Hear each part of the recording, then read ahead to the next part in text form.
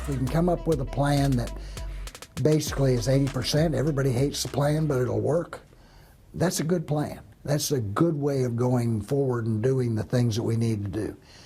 Like you say, you're not going to sit down there and make everybody happy.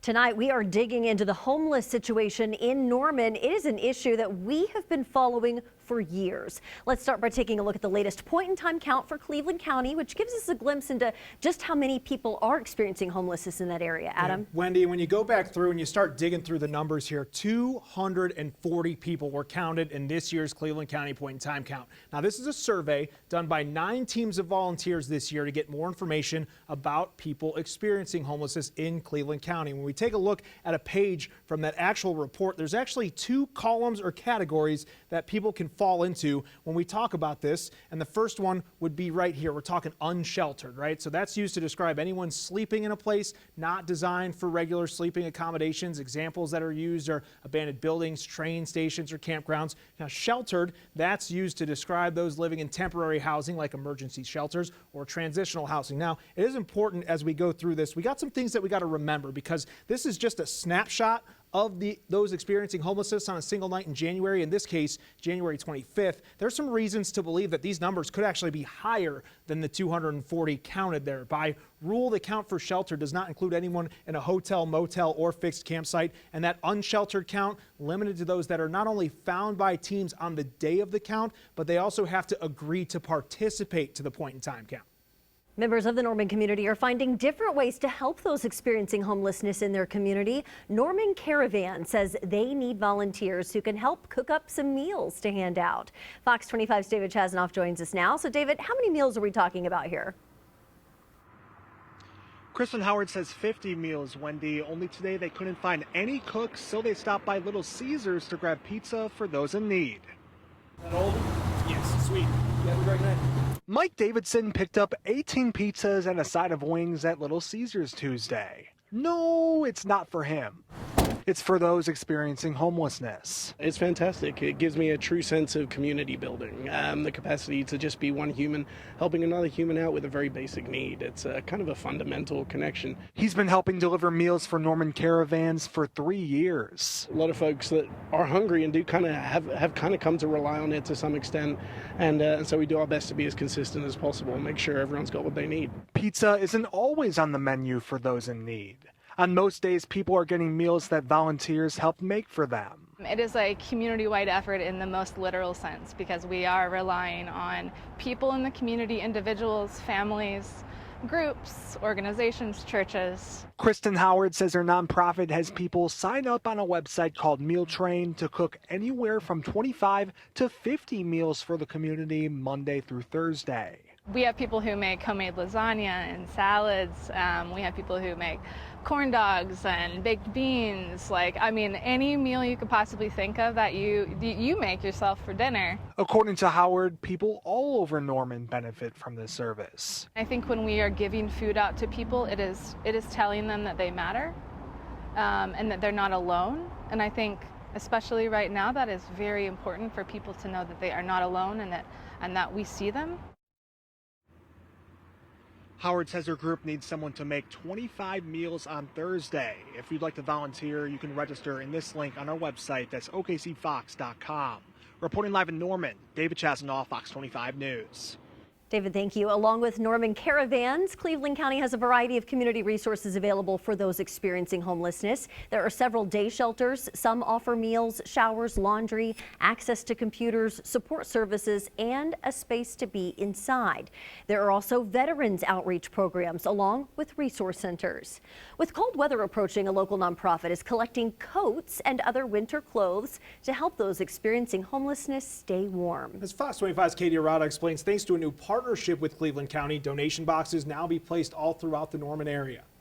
This time of year, there's nothing more important than being warm. Soon, Oklahomans will face frigid temperatures as we head into the winter months. A rough time of year for people experiencing homelessness in Norman, as many of them are forced to try and stay warm on the streets. We just don't have the facilities to be able to put them in a warming shelter. But with no shelter, they're out on the streets, they're in their tents, they're they're relying on self-preservation. Tony and Elena Legree are the founders of the nonprofit Hugs, and for nearly 10 years now, they have collected winter garments to help people living on the street get through Oklahoma's harsh winters. For the last 8 years, we've managed to run a coat drive to collect cold weather gear basically for the folks that live on the street, family, friends, neighbors, and other local agencies to donate sweaters, coats, jackets, cold weather gear, boots, socks,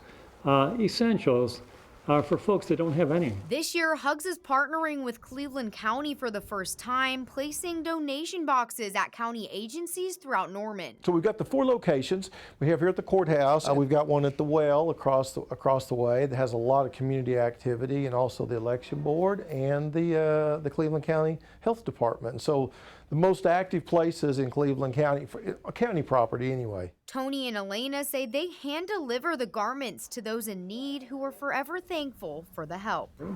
Grateful is an understatement. It's life-changing, literally life-changing. Reporting for Fox 25 News, I'm Katie Arata. Back in February, police in Norman began removing large homeless encampments. During that effort, several homeless advocacy groups expressed concerns about how this would impact the homeless near the area. Norman police say they cleared the camps because of ongoing crime that had been happening at the site for years, and noted the encampment was on private property.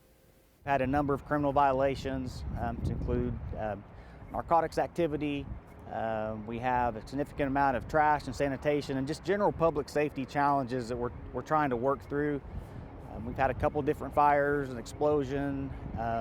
It's become to where it's unsafe.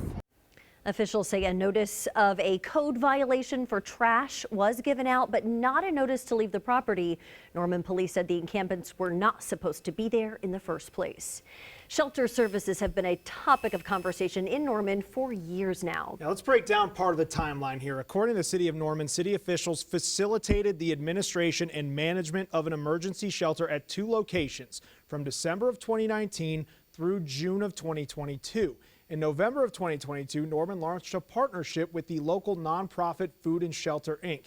In June of 2023, City Council approved $500,000 to renovate a building on Porter Avenue, which was being considered as a temporary shelter location.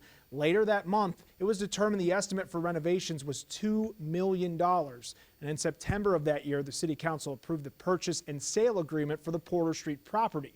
While staff researched, gathered estimates for expansion and upgrades at a property on West Gray, which has previously been utilized for Food and Shelter Inc.'s a friend's house last December, it was determined it would take about $307,000 to renovate the building on West Gray. Now fast forward to January. Another proposed property for a permanent emergency shelter pops up on the City Council's agenda. However, it was withdrawn at that time. But in February, the City Council did consider the $940,000 purchase proposal for that property located near the Cleveland County Jail. That was not approved. At that point, the mayor told us the conversation was at an impasse and it was time to make a plan. We don't have any kind of concept whatsoever. We've been looking at places that might do. We might be able to fix. We might do all kinds of things. Problem is, that just won't work. What's held us back is ideologies and activism.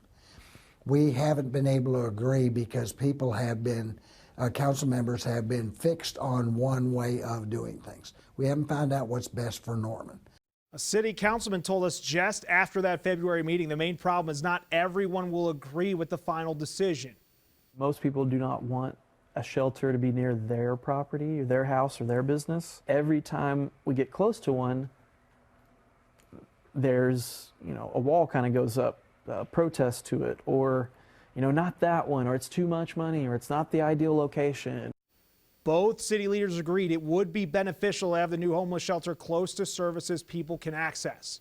This brings us to July, when the proposal to open a shelter at an empty building on the Griffin Memorial Hospital campus came to light. Some advocates called the idea a win-win, saying it would allow those experiencing homelessness to access day services at both Food and Shelter and the Central Oklahoma Community Mental Health Center. However, the executive director of Among Friends Activity Center raised concerns about the impact the shelter would have on the safety of residents at his facility. When you're dealing with vulnerable populations like the ones that we have in this building, again, adults with disabilities, who in some cases, they'll go up to anybody and talk with anybody and not knowing the dangerous situation they could put themselves in. So far, the discussion surrounding this location is yet to pan out. When we spoke with city leaders back in July, they told us regardless of where the new shelter would go, they had hoped to have it ready in time for winter. The Norman City Council has been considering whether to terminate the city's contract with Food and Shelter, Inc., which operates a friend's house. However, the council hasn't taken any action on it yet. On October 8th, the council postponed making a decision until October 22nd, but during that October 22nd meeting, council members postponed a vote again. The agenda included this note saying this was to allow staff to negotiate the start date for a new contract. However, the agenda for tonight's meeting did not include anything about that contract. Now, Food and Shelter, Inc. sent a Facebook post back in October. They're prepared to function under the current terms until March 31st to help bridge that gap. Now, this new report shows a friend's house had over 1,600 total stays last month. Data shows among those guests, 20 people had physical disabilities, 4 had developmental disabilities, and 9 had chronic health conditions. According to the report, a majority of those staying at the shelter were between the ages of 31 and 61. On average, the shelter housed at least 52 people each night. A friend's house also had to consistently turn people away from the overnight shelter last month. This ranged anywhere from 1 person up to 15 per night. This report shows in all but one instance it was because the shelter was already at max capacity. On Thursday, Norman holding a city council oversight committee meeting where they'll be reviewing those October statistics for the emergency shelter. The agenda doesn't state whether the committee will be taking any action. The meeting will take place at 4 o'clock Thursday afternoon at the Norman Municipal Building. Now's your big story breakdown. You can learn more about the Coat Drive and the Norman Caravan on OKCFox.com.